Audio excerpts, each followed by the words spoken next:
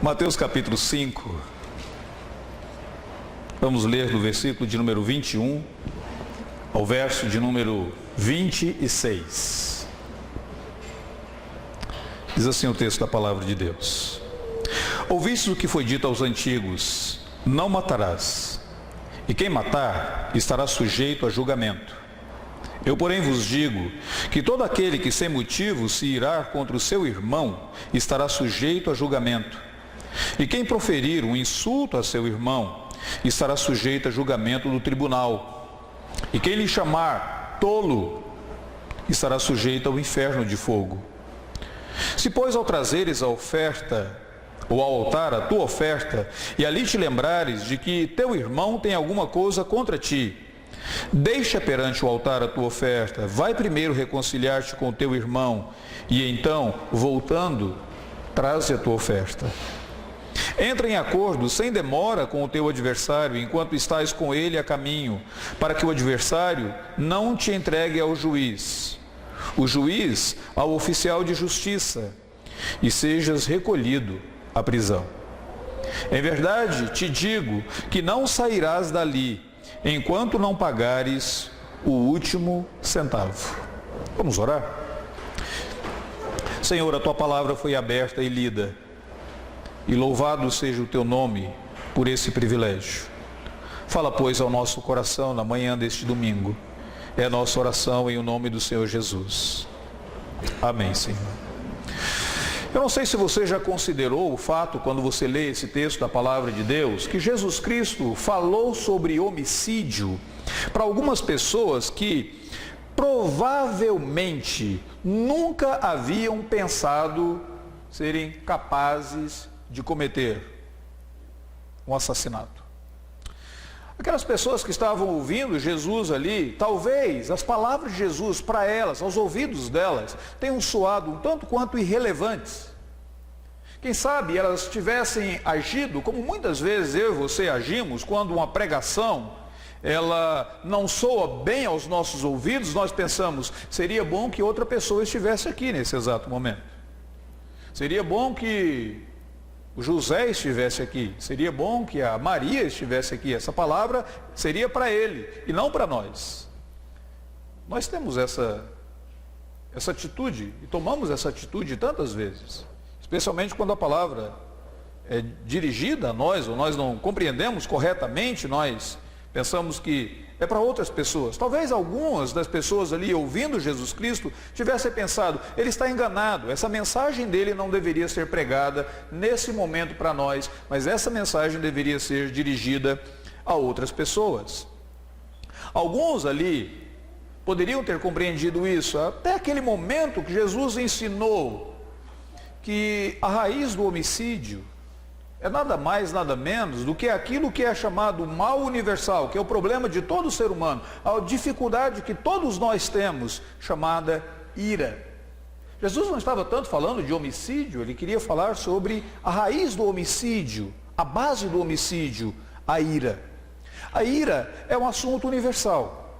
Ninguém pode dizer que está livre da ira. Na verdade, se você considerar, qual foi a última vez que você ficou irado na sua vida? Para alguns aqui, provavelmente no caminho para a igreja, você se irou no trânsito, se irou com uma palavra atravessada, se irou com alguma coisa que você não gostou e a ira estava presente ali. Ira é um assunto universal. A ira pode ser externalizada e ela machuca outras pessoas, mas a ira pode ser internalizada e ela machuca nós mesmos. É interessante observar que a ira, ela está intimamente relacionada com várias obras da carne, naquela lista que o apóstolo Paulo nos dá, das obras da carne, lá em Gálatas, capítulo de número 5, a ira está ligada a várias delas: inimizades, porfias, ciúmes, discórdia, dissensões, facções, inveja, idolatria, todas elas de alguma maneira são primas irmãs da ira. A ira, quando nós internalizamos, ela pode nos trazer problemas físicos, dores de cabeça, úlceras, tensão muscular, aceleração cardíaca, tensão no maxilar e vários outros probleminhas. A ira aqui dentro de nós. É engraçado que nem a conversão nos livra da ira. O apóstolo Paulo escreveu para alguns cristãos, crentes no Senhor Jesus, e ele disse: irai-vos e não pequeis. Eram pessoas tementes ao Senhor, mas a conversão não mudou aquilo na vida deles. O problema da ira e o problema do indivíduo iracundo é que ele não percebe os efeitos da ira dele as pessoas ao redor. É mais ou menos como aquela pessoa que fuma. O indivíduo que fuma, ele não percebe quão inconveniente ele é. Ele não percebe a inconveniência do odor do cigarro. O indivíduo irado, o iracundo, ele também não percebe isso. Mas nem toda ira é pecaminosa. Deus se ira. A Bíblia Sagrada diz que o Senhor Deus se ira todo o dia contra o pecado. Jesus Cristo ficou irado contra aqueles que queriam comercializar no templo, e ele fez um chicote, um azorrague, e ele expulsou aquelas pessoas do templo. Nem toda ira é pecaminosa. Mas o que Jesus fala aqui nesse exato momento, nesse texto que nós acabamos de ler, é de uma ira que é uma ira pecaminosa. Ele fala assim no versículo de número 22, eu porém vos digo que todo aquele que sem o motivo, a ideia aqui é sem um motivo divino, sem um motivo justo, se irar contra o seu irmão, está sujeito a julgamento. Quando eu e você lemos o Sermão do Monte, nós chegamos nesse momento agora do Sermão do Monte, que Jesus está mostrando o relacionamento dele com a lei, com os mandamentos da palavra de Deus. E ele já deixou bem claro para mim e para você que a lei, os mandamentos, eles são muito importantes, porque é por meio da minha atitude em relação aos mandamentos de Deus que eu observo a minha maturidade espiritual ou a minha imaturidade espiritual. O versículo de número 19 diz assim que aquele que violar um desses mandamentos, ainda que seja um mandamento menor, será considerado mínimo no reino dos céus, e aquele que observar os mandamentos será considerado grande no reino dos céus. Em outras palavras, dependendo da atitude que você tem aos mandamentos de Deus, se você ignora ou se você observa, Deus avalia a sua maturidade espiritual, seu crescimento espiritual. Então, a lei é um instrumento para avaliar a sua maturidade espiritual, negligência ou obediência. Mas a lei não é um instrumento por meio do qual você obtém acesso ao reino dos céus. Para ter entrada no reino dos céus não é pela lei. Versículo de número 20, ele diz assim: se a vossa justiça não exceder em muito a dos escribas e fariseus, jamais entrareis no reino dos céus. Para entrar no reino dos céus não basta simplesmente você obedecer à lei, mas você precisa de uma justiça que seja uma justiça superior, excedente àquela justiça dos fariseus. E nós vimos domingo passado que essa justiça é somente a justiça de Cristo sobre nós. Não é uma justiça que nós conquistamos, não é uma justiça que nós iremos obter, mas é uma justiça que nos é imputada por Jesus Cristo, que obedeceu toda a lei. Agora, para compreender essa justiça de Cristo, e para compreender quão carentes nós somos da justiça de Cristo, nós temos que compreender os ensinamentos de Jesus sobre vários aspectos da lei e observar quão profundo eles são e como que nós tantas vezes falhamos em cumprir e nós precisamos nos refugiar em Jesus Cristo. Jesus usa 6 exemplos aqui para convencer os seus ouvintes de que eles precisavam da justiça que vem dele. Ele usa 6 exemplos para deixar bem claro que na interpretação de Jesus sobre a lei é algo muito mais profundo do que aquilo que os judeus ou que os fariseus estavam ensinando na ocasião. Ele fala sobre o homicídio, nesse texto que nós acabamos de ler. Depois ele vai falar sobre o adultério, do versículo 27 até o versículo de número 30. Do versículo 31 ele fala sobre o divórcio. Está intimamente ligado, conectado ao adultério, mas são 2 coisas distintas. Depois ele fala sobre os juramentos. Ele fala sobre a vingança e, por último, ele fala sobre o amor ao próximo. É interessante que cada um desses 6 exemplos que Jesus utiliza aqui, eles têm o mesmo formato. Jesus começa com uma declaração, dizendo: ouvistes o que foi dito. Eu quero que você observe que Jesus não diz assim: lestes o que foi escrito. Jesus não está aqui contradizendo o Antigo Testamento. O que Jesus está fazendo aqui é corrigindo aquilo que foi ensinado. Ouvistes o que foi dito. Em outras palavras, aquilo que os antigos ouviram, a maneira como os antigos foram ensinados. Agora, eu, porém, vos digo. A correção aqui não era corrigindo a lei de Deus entregue a Moisés, mas a maneira como as pessoas interpretavam aquela lei e a maneira como as pessoas ensinavam aquela lei. Então ele diz: ouvistes o que foi dito, eu porém vos digo. Aí vem o ensinamento dele e depois nós temos uma ilustração que Jesus nos dá. É assim que ele faz nesse texto que nós acabamos de ler. A primeira coisa que Jesus observa aqui, ele fala sobre o 6º mandamento. O 6º mandamento diz: não matarás. É interessante que, na perspectiva do judeu, matar era simplesmente você fisicamente tirar a vida de uma outra pessoa. Então, inúmeras pessoas que estavam ouvindo Jesus poderiam dizer: eu nunca matei.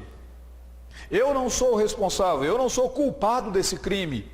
Mas Jesus corrige quando ele diz o seguinte: olha, esse mandamento não proíbe apenas o ato do assassinato, mas ele proíbe cada sentimento e cada palavra que procura destruir o próximo. Em outros termos, Jesus está dizendo assim que é claro que existe uma diferença entre você apunhalar uma pessoa e você odiar uma pessoa, mas o fato é que ambas as atitudes procedem do mesmo coração. Segundo Jesus, ao invés de matar com as mãos, com o sentimento e com as palavras, o discípulo dele, o cristão, deveria buscar o caminho da reconciliação. Então, o que Jesus faz aqui? Primeiro, ele diz: ouviste o que foi dito. Lembrem-se da tradição, lembrem-se de como vocês foram ensinados. Depois ele diz: eu, porém, vos digo. Agora você tem a verdadeira interpretação da lei, a interpretação dada pelo próprio Cristo, pelo próprio legislador. E depois, no versículo de número 22, ele dá 2 exemplos, de alguém que vai adorar e depois o exemplo de alguém que tem que ir reconciliar-se com o outro enquanto ele está a caminho. Nesse texto, então, Jesus não está falando apenas sobre o homicídio. Ele está falando sobre a raiz do homicídio, a raiz desse mal. Ele está falando sobre a ira, ele está falando sobre o ódio, ele está falando sobre essa ira pecaminosa e sobre esse ódio. Primeira coisa que eu gostaria que você observasse é a seriedade dessa ira pecaminosa. De acordo com Jesus, no versículo de número 21 e 22, a ira é a raiz causal de todo o homicídio. Ouviste o que foi dito: não matarás, quem matar está sujeito a julgamento. Eu, porém, vos digo: qualquer que sem motivo se irar. É como se Jesus estivesse dizendo o seguinte: olha, não matar uma pessoa, ou matar uma pessoa não é alguma coisa que você faz apenas com um ato, mas com um sentimento. Quando lá no seu coração você odiou essa pessoa e você matou essa pessoa na tua vida. Matar uma pessoa não é alguma coisa que você faz por meio de um ato, mas por meio de palavras. Quando você agride, quando você ofende, quando você abusa verbalmente dessa pessoa e você mata essa pessoa. E Jesus diz assim: todo assassinato tem origem no coração. Deixa eu dar 2 ilustrações para vocês, para ficar bem claro. O primeiro homicídio na Bíblia Sagrada foi o homicídio de Caim, que matou Abel. Como que tudo começou? Ambos foram ao culto. Ambos foram cultuar a Deus. Por que a oferta de Abel foi aceita e a oferta de Caim foi recusada? E a Bíblia não diz que a oferta de Caim foi recusada. A Bíblia diz que Caim foi recusado. Porque antes de Deus receber a tua oferta, Ele tem que receber o teu coração. Interessante esse ponto. Não foi apenas a oferta de Caim que foi recusada. A atitude, o coração de Caim, a pessoa de Caim foi recusada. A Bíblia diz que por causa daquilo, irou-se sobremaneira Caim e lhe descaiu o semblante. E Deus disse: porque andas irado, Caim. E versículos depois diz que Caim se levantou contra Abel e o matou. Ou seja, aquele homicídio, aquele assassinato, a origem dele foi a ira de Abel. A origem dele estava, aliás, a origem da ira de Caim, a origem dele estava no coração de Caim. Todo assassinato tem origem no coração. A ira é séria. Depois, dê uma olhada no texto que nós lemos esta manhã, de 1 João capítulo 3, versículo de número 15. Lá o apóstolo João diz assim: todo aquele que odeia o seu irmão é um assassino. O que o texto bíblico está dizendo? Está dizendo que no coração, na base de todo assassinato, existe a ira e o ódio contra outra pessoa. Primeiro você mata no coração, para depois você agir e cometer a ação. Muitas pessoas não serão criminosas na ação, mas lá no íntimo, lá no coração, elas já mataram algumas pessoas. Depois dê uma olhada nesse texto que você vai observar que a ira, ela é progressiva. É interessante quando eu observo isso aqui. Versículo de número 22, ele diz: eu, porém, vos digo que todo aquele que sem motivo se irar contra o seu irmão está sujeito a julgamento. Quem profere um insulto ao seu irmão está sujeito a julgamento do tribunal. E quem lhe chama tolo está sujeito a inferno de fogo. A ira, ela é progressiva, ela vai escalando. Primeiro começa com esse sentimento que aparece aqui de rancor contínuo. A palavra que aparece, todo aquele que sem motivo se irar, a palavra no grego aqui irar, é rancor contínuo. Primeiro você mantém e alimenta esse rancor no seu coração. Depois, isso se escala para o momento em que você começa a atacar a habilidade intelectual da pessoa. Você profere um insulto. Em outras traduções, a palavra que aparece aí é insensato, tacanho. Você chama um indivíduo de mentecapto. Você chama um indivíduo de beócio. Você diz que mentalmente ele é incapaz. Primeiro existe o rancor no coração. Depois, você diz mentalmente ele é incapaz. Por último, existe aquele ataque agora ao caráter da pessoa. Tolo. Tolo é um desprezo pelo indivíduo. Você já prestou atenção como que na sua vida, no seu dia a dia, a ira, ela vai escalando? Ela não começa primeiro em você atirando as coisas pela parede, quebrando móveis e utensílios na casa. Ela não começa naquele momento que você bate a porta. Ela não começa naquele instante que você bate a mesa. Ela vai escalando no seu íntimo. Ela vai crescendo. Ela começa muitas vezes com um rancor, mas ela desemboca para o ponto em que você começa a agredir a outra pessoa com palavras e mais palavras. Estava lendo esses dias atrás um teólogo sistemático, Sinclair Ferguson, um teólogo escocês. Ele diz assim: nós não consideramos o mal que a nossa língua faz porque nós não olhamos os corpos estendidos no chão. Se você tivesse a noção de quantas pessoas você pode ofender, machucar com as suas palavras, com a maneira como você fala e com a forma e a palavra que você usa, você veria que essa pessoa, muitas vezes, metaforicamente, o corpo dela está estirado pelo chão. Há algumas pessoas que ouvem determinadas palavras e no íntimo elas morrem. O relacionamento morre.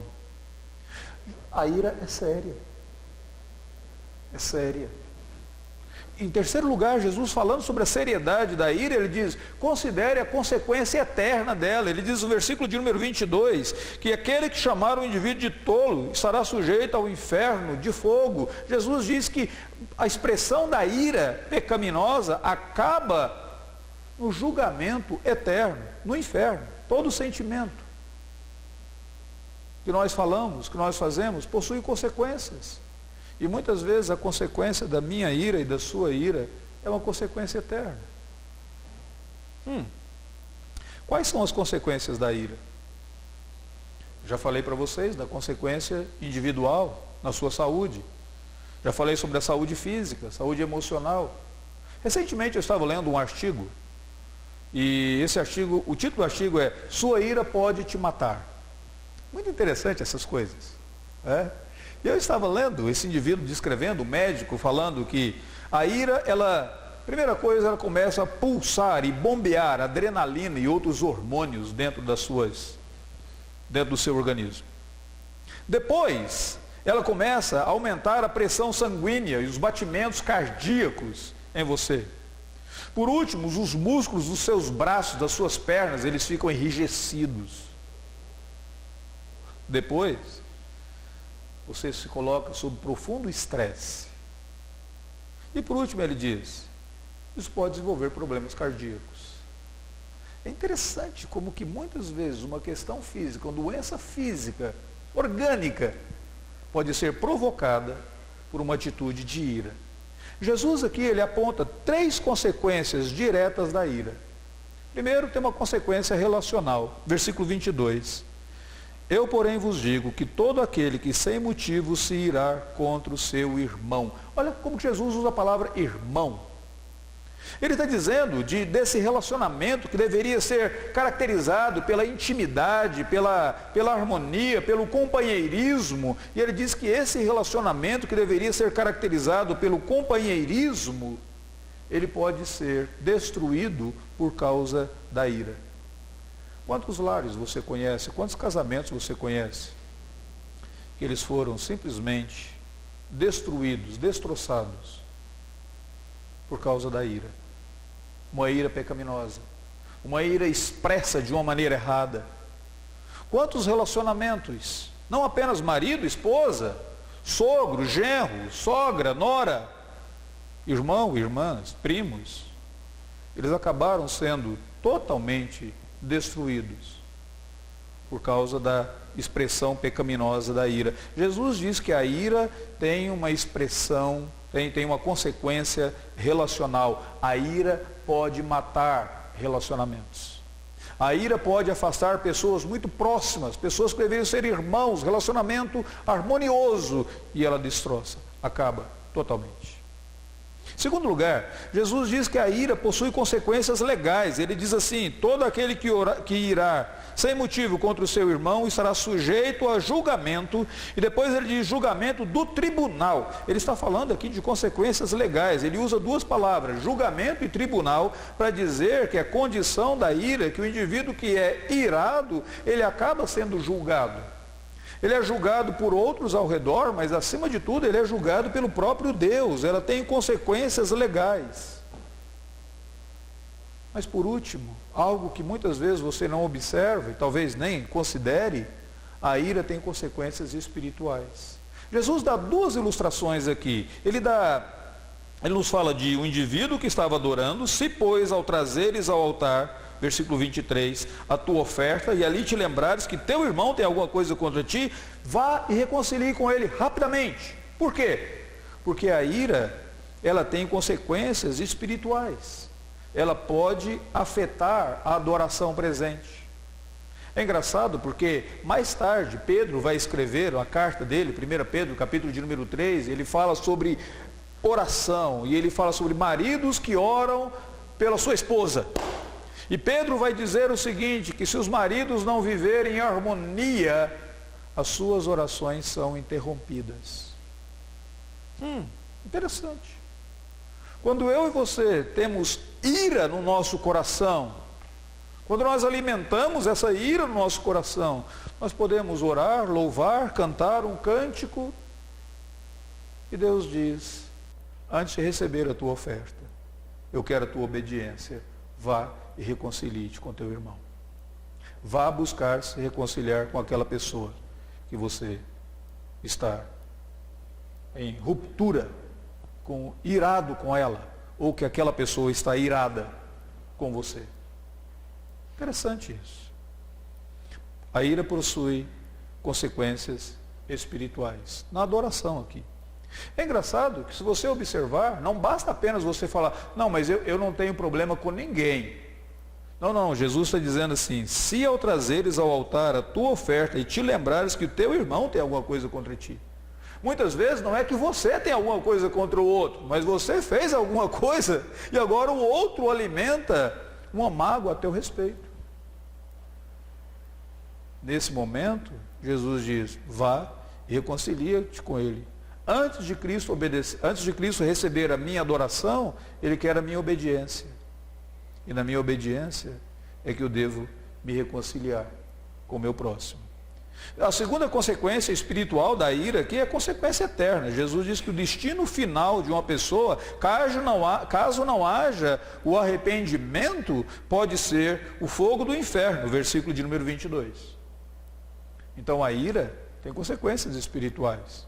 Não só físicas, não só emocionais, não só relacionais, mas espirituais também. Bom, sendo assim, qual que é a solução que Jesus nos dá para a ira? Nesses dois exemplos, nessas duas ilustrações que Jesus nos deu aqui, ele mostra qual deve ser a solução para a ira. Eu quero que você observe, em primeiro lugar, o que Jesus não diz. Jesus não diz assim, mate a ira ou arranque a ira da tua vida. Seria impossível. Ira é um atributo de Deus, que foi comunicado a nós, que fomos criados à imagem de Deus. O problema não é a ira. O problema é a ira pecaminosa. O problema é a pecaminosidade em nós, que faz com que muitas vezes, quando nós expressamos a nossa ira, achando que nós estamos justos, a ira do homem não produz a justiça de Deus. Esse é o problema.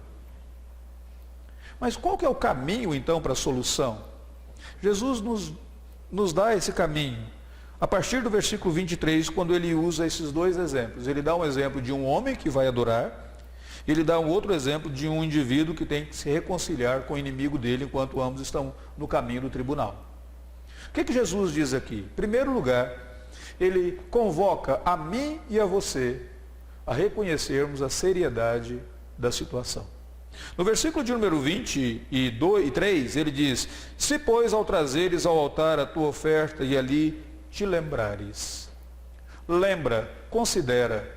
E Jesus está falando sobre isso para pessoas, abordando, direcionando a mente deles. Ele está dizendo, olha, ouvi isso que foi dito, eu porém vos digo. Ele está dizendo, considere a seriedade da questão. Em outras palavras, ele está dizendo, nós estamos lidando com um assunto aqui que coloca a sua eternidade em risco. Nós estamos lidando com um assunto aqui que coloca a sua comunhão com Deus em risco. Nós estamos lidando com um assunto aqui que afeta os seus relacionamentos hoje e agora. Considere, lembra. É a primeira coisa que nós deveríamos fazer. Se você sair daqui nesta manhã e não estiver convencido da seriedade desse assunto, você continuará cultivando a ira e explodindo em ira e colocando em risco o relacionamento com outras pessoas, sua comunhão com Deus e até mesmo a sua eternidade. Considera. A segunda coisa que Jesus coloca, ele diz, compreenda a necessidade da reconciliação. É engraçado que o caminho para você lidar com a ira é reconcilia-te. Versículo 23, ele fala daquele indivíduo que vai buscar, vai adorar, ele traz uma oferta ao altar, ele diz, vai reconcilia-te com teu irmão primeiro, versículo 24, e depois versículo de número 25, de novo ele diz, entra em acordo rapidamente, sem demora, com o teu adversário. O caminho para você lidar com a ira é o caminho da reconciliação. Sem reconciliação não há adoração. A minha reconciliação com Deus deve trazer reconciliação com outras pessoas. Um exemplo muito claro disso está na carta escrita pelo apóstolo Paulo a Filemon. A carta de Paulo a Filemon foi uma carta que Paulo escreveu para um dono de escravo, para um homem muito rico chamado Filemon, porque um dos escravos de Filemon, que o nome dele era Onésimo, havia fugido do seu senhor e provavelmente havia levado consigo alguma quantidade em dinheiro, alguma coisa valiosa. Onésimo se encontrou com o apóstolo Paulo, que estava lá em Roma, preso. Onésimo foi convertido e agora o relacionamento de Onésimo com Deus estava perfeito.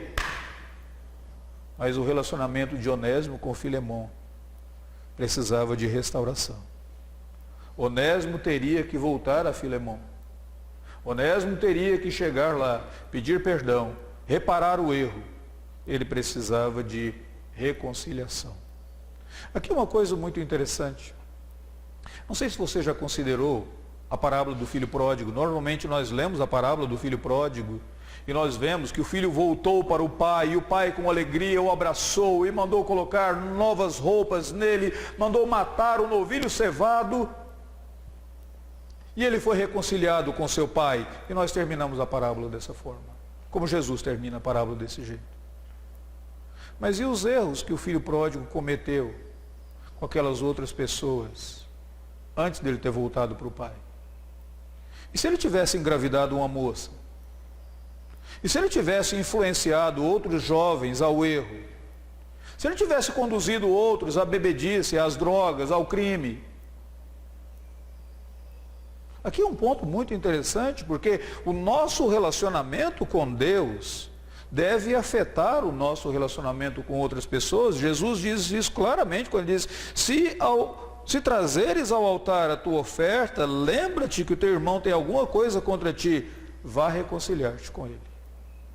Vá reparar os erros, vá pedir perdão, vá pagar a dívida, vá reconciliar-te, porque a vida com Cristo não é simplesmente o meu relacionamento espiritual com Deus está ótimo, mas o meu relacionamento com outras pessoas está péssimo. Eu já não converso com meu cônjuge, eu já não converso com os meus filhos, eu já brigo com todos os vizinhos, eu não tenho relacionamento nenhum com outras pessoas. Jesus está dizendo, é muito mais profundo do que isso.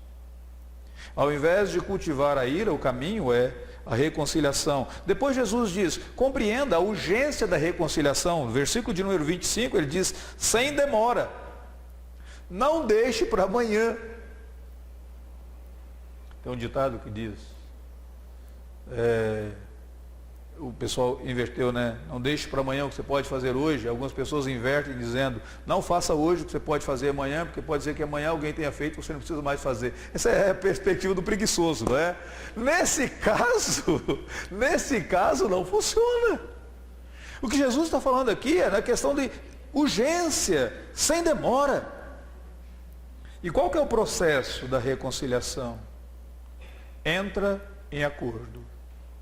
Faça as pazes, remova as bases da inimizade. Eu não sei quanto a você, mas existem duas frases que normalmente você pode utilizar que ajudam a resolver um conflito.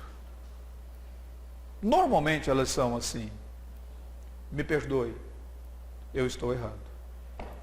Normalmente. No trânsito, você fez uma manobra errada, e o indivíduo já profere palavras que é como se ele estivesse arrancando o inferno e jogando sobre você. Se você revida, a coisa não fica muito boa. Mas se você diz, desculpa, eu errei, o erro foi meu, eu tenho seguro, eu pago o carro. Diz, tudo bem, então, meus documentos são aqui, os seus ali e tal, pronto, vamos resolver a questão. No relacionamento conjugal, me perdoe, eu estou errado, deixa eu assumir a minha parte do erro. Jesus disse isso claramente. Quando você for conversar com o teu irmão, primeiro tira a trave que está no teu olho, para depois você ver o cisco que está no olho do teu irmão. Entra em acordo, remova as bases da inimizade. Esse é o processo da reconciliação. O que isso tem a ver comigo e com você? Em primeiro lugar, eu quero que você saiba que as nossas ações, elas são resultados das nossas emoções. E é isso que Jesus está colocando aqui. E Jesus está dizendo que tudo procede do coração. É do coração do homem que procede as fontes da vida. Portanto, sobre tudo o que se deve guardar, guarda o teu coração. O que Jesus está deixando bem claro aqui para mim e para você é que pecados, erros meus e seus, que muitas vezes não foram expressos em atos, mas foram expressos em sentimentos e palavras, foram também erros e pecados que o levaram à cruz do Calvário. Jesus morreu na cruz do Calvário recebendo a ira justa do Pai e pagou um preço que ele mesmo não devia, por causa dos meus pecados e os seus pecados, não apenas aqueles que foram traduzidos em atos, mas aqueles que muitas vezes foram cultivados em sentimentos dentro do meu coração, e que foram verbalizados por meio de palavras. Tantas vezes nós não somos culpados de ter matado uma pessoa fisicamente, mas relacionalmente nós matamos essa pessoa. E espiritualmente, nós nos tornamos culpados por isso. E por esta razão, o nosso Redentor teve que sofrer e teve que morrer na cruz do Calvário, para adquirir um perdão para mim e para você, mas para que eu e você possamos seguir os passos dele e viver para a glória dele, entendendo que se alguém negligencia, ainda que seja coisas mínimas dessa lei, é pequeno no reino dos céus. Mas se alguém observa, ainda que seja coisas mínimas dessa lei, é considerado grande no reino dos céus. Quando você olha para esse texto, a primeira coisa que você observa é diz: Deus, mas eu não consigo. Várias vezes eu não consigo controlar as minhas emoções, eu não consigo controlar os meus pensamentos, eu não consigo controlar as minhas palavras. É por isso que você necessita da justiça de Jesus. É por isso que você, nesse exato momento, assim como eu, deveria se refugiar nele e dizer: Senhor Jesus, se não for a tua justiça sobre a minha vida, eu não tenho nenhuma esperança de entrar nos céus. Se não for a tua graça sobre a minha vida, eu não consigo viver para a glória do Senhor. Eu sou totalmente dependente de ti. Uma das razões pelas quais Jesus tocou nesse assunto é para deixar bem claro que o poder e a capacidade de obedecer não está em mim, não está em você, mas no fato de nós nos refugiarmos em Cristo Jesus, que nos capacita, que nos sustenta e nos dá graça para obedecer aos mandamentos do Pai. Vamos orar neste momento? Ó Deus bendito, quando nós olhamos para a lei, quando nós olhamos para a profundidade da lei, nós vemos a nossa pecaminosidade. E é nesse momento que nós nos refugiamos em Ti. Porque é somente por Tua graça que pessoas tão frágeis e tão falhas como nós poderão ser salvas. Não é pela nossa justiça, não é pelo nosso merecimento, mas é pela graça do Senhor, por Tua bondade e por Tua misericórdia. Ó Senhor, sustenta, pois, a Tua igreja e dá-nos gratidão no coração, alegria de vivermos para Ti, de Ti, em Ti, como diz o hino que geralmente nós cantamos. Em o nome do Senhor Jesus Cristo. Amém, Senhor.